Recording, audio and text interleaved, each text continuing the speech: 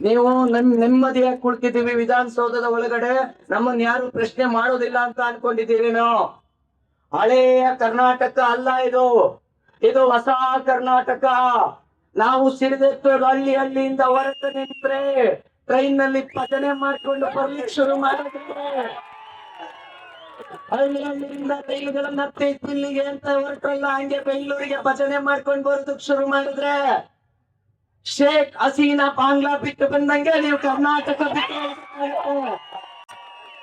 ಅಕ್ರಮ ಬಾಂಗ್ಲಾ ವಲಸಿಗರನ್ನ ನೀವು ಓಡಿಸ್ತಿಲ್ಲ ಅಂದ್ರೆ ವಿಧಾನಸೌಧದಿಂದ ಆಚೆಗೆ ನಾವು ನಿಮ್ಮನ್ನು ಓಡಿಸ್ತಿಲ್ಲ. ಮತ್ತೆ ಅಕ್ರಮ ಬಾಂಗ್ಲಾ ವಲಸಿಗರನ್ನ ನೀವು ಓಡಿಸ್ತಿಲ್ಲ ಅಂತ ಅಂದ್ರೆ ಅವರಿಗೆ ಓಡೋಗುವಂತ ಪರಿಸ್ಥಿತಿಯೂ ನಿರ್ಮಾಣವಾಗುತ್ತೆ. ಪಾಪ ಆ ಕಾರ್ಯಾಚರಣೆ ಸ್ಟಾರ್ಟ್ ಆದ್ಮೇಲೆ ಅವ್ಯಾರೋ 3-4 ಕಡೆ ಬೆಂಕಿ ಹತ್ತಿತ್ತಂತ ಶೆಡ್ಡಿಗೆ, ಯಾರು ಹಚ್ಚಿದ್ರು ಅಂತ ಗೊತ್ತಿಲ್ಲ.